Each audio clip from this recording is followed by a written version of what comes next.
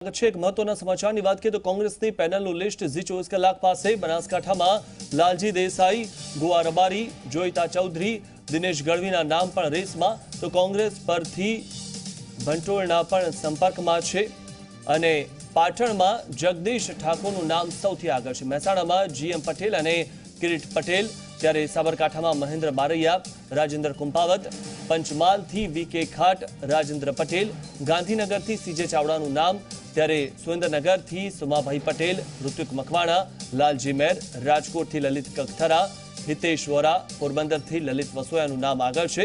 જૂનાગઢથી પુંજાભાઈ વંશ, બાબુભાઈ વાંજા, હીરા જોટવા, અમરેલીમાં જેની ઠુમર અને કોકિલા કાકડિયા, દાહોદથી બાબુભાઈ કટારા, ભાવેશ કટારા, બારડોલીથી તુષાર ચૌધરીનું નામ આગળ છે, ત્યારે વલસાડથી કિશન પટેલ અને જીતુ ચૌધરીના નામ આગળ છે।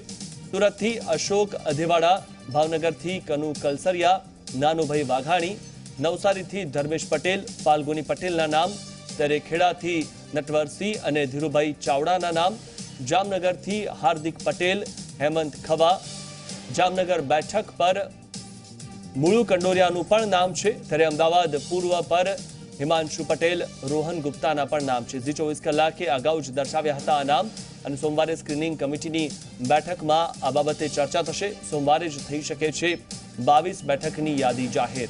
તો જે આ નામો ઝી 24 કલાક પાસે આવ્યા છે, આજે વધુ માહિતી મેળવી અમારા સંવાદદાતા ગૌરવ પટેલ પાસેથી। ગૌરવ, જે રીતે આ 22 બેઠકની યાદી સોમવારે જાહેર થઈ શકે છે અને ઝી 24 કલાક પાસે જે આ નામો આવ્યા છે, શું વધુ માહિતી? बात करिए तो जे नाम जी 24 कलाक टेलिस स्क्रीन पर दर्शावे છે તે નામોની પેનલ હાઈકમાન્ડ સુધી પહોંચી ગઈ છે અને આજે સાંજે રાજીવ સાતવ સાથે અને ત્યારબાદ આવતીકાલે સ્ક્રીનિંગ સમિતિની જે બેઠક છે તેમાં આ નામોની ચર્ચા થવાની છે। સૌથી મહત્વના જે અનએક્સેપ્ટેડ નામ હતા તેમાં ફાલ્ગુની પટેલનું નામ નવસારી બેઠક ઉપર આવ્યું છે કે જેઓ કોંગ્રેસના સિનિયર નેતા સીડી પટેલના દીકરી છે, તેમનું નામ હાલ લોકસભાની બેઠક માટે ચર્ચા રહ્યું છે। બીજું મહત્વનું નામ છે કોકિલાબેન પરમાર। જો કચ્છ તથા સૌરાષ્ટ્રમાં કોઈ એક મહિલાને ટિકિટ આપવાની થાય અને કોકિલા કાકડિયા અને જેની ઠુમર વચ્ચે સીધી સ્પર્ધા જો અમરેલી બેઠક થતી હોય તો અમરેલી બેઠક કોઈ પુરુષ ઉમેદવારને આપીને કચ્છની જે દલિત બેઠક છે તે કોકિલા પરમારને આપવાની વાત ચાલી છે। બીજી મહત્વની નામ એ પણ સામે આવી રહ્યા છે કે પંચમહાલ બેઠક ઉપર જે તસવીર રાજેન્દ્ર પટેલનું નામ આગળ ચાલતું હતું ત્યાં વીકે ખાટ કે જેઓ સવિતાબેન ખાટના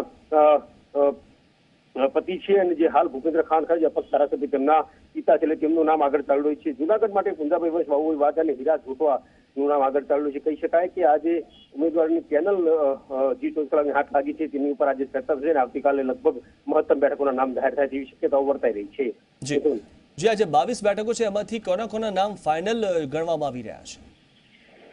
જી જે પ્રમાણે નામ અગાઉ જી 24 કલાકે પ્રસિદ્ધ કર્યા હતા તે લગભગ નામ ફાઇનલ છે, પરંતુ સામાન્ય પ્રક્રિયા છે જ્યારે પણ કોઈ પણ પક્ષની પાર્લામેન્ટરી બોર્ડની બેઠક એટલે સેન્ટ્રલ ઇલેક્શન કમિશનની બેઠક મળતી હોય છે ત્યાં તેના પેનલનું નામ પર ચર્ચા થતી છે। તેમાં એક નામ સામે આવતું હોય છે। ઉત્તર ગુજરાતની વાત કરીએ તો બનાસકાંઠામાં પરથી પટોર જેઓ ભારતીય જનતા પાર્ટીના સહકારી આગેવાન છે તેમાં શંકર ચૌધરી અને પરથી પટોર વચ્ચે હાલ જે ચીત યુદ્ધ ચાલી રહ્યું છે તેનો ફાયદો કોંગ્રેસ ઉઠાવવાનો પ્રયત્ન કરી રહ્યું છે, જેના ભાગરૂપે જ કદાચ પરથી પટોરનો સંપર્ક કોંગ્રેસ દ્વારા કર્યો છે। અને જો ગોવા રબારી એટલે કે દેસાઈ અને ચૌધરી સમાજ વચ્ચે જયારે સીધી લડાઈ કોંગ્રેસમાં ચાલતી હોય ત્યારે પરથી પટોરને પણ આયાત ઉમેદવાર કરીને તેમને પણ ટિકિટ આપે તેવી શક્યતાઓ હાલ વર્તાઈ રહી છે।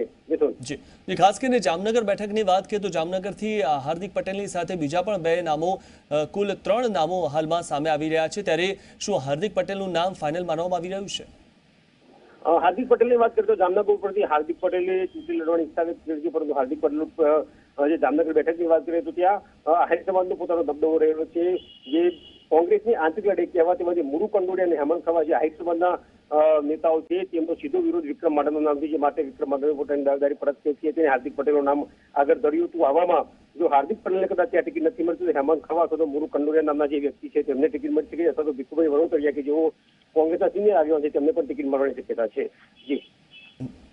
જી, જો ખાસ કરીને જામનગરથી જો હાર્દિક પટેલને ન લડાવવામાં આવે તો હાર્દિક પટેલને કઈ બેઠક પરથી લડાવવામાં આવી શકે? હાર્દિક પટેલ પાટીદાર નેતા છે, કડવા પાટીદાર સમાજનું પ્રતિનિધિત્વ કરે છે અને પાટીદાર અનામત આંદોલન સમિતિ બાદ કોઈ પણ પાટીદાર કડવા પાટીદાર અથવા લેવા પાટીદાર નથી રહેતો તેવો જે ભેદ હતો તે હાર્દિક પટેલે આંદોલન સમિતિ મિટાવ્યો છે। એટલે જ્યાં પાટીદાર સમાજનું મહત્વ હોય તે બેઠક ઉપર તેની શક્યતા વધી જાય છે। જો જામનગર બેઠક ઉપર તેનું લડવાનું નક્કી ના થાય તો કદાચ શક્ય છે કે તેની મહેસાણા બેઠક કે જ્યાંથી સૌથી વધુ પટેલ મતદારો છે ત્યાં તેનું બેઠકની ગોઠવણ થાય તેવી હાલ શક્યતાઓ જોવાઈ રહી છે। જી, આભાર ગૌરવ માહિતી આપવા બદલ। તો જે નામો હાલમાં સામે આવી રહ્યા છે. સોમવારે તેના પર ફાઇનલ સિક્કો લવાશે અને 22 બેઠકોની જે યાદી છે તે સોમવારે જાહેર થઈ શકે છે.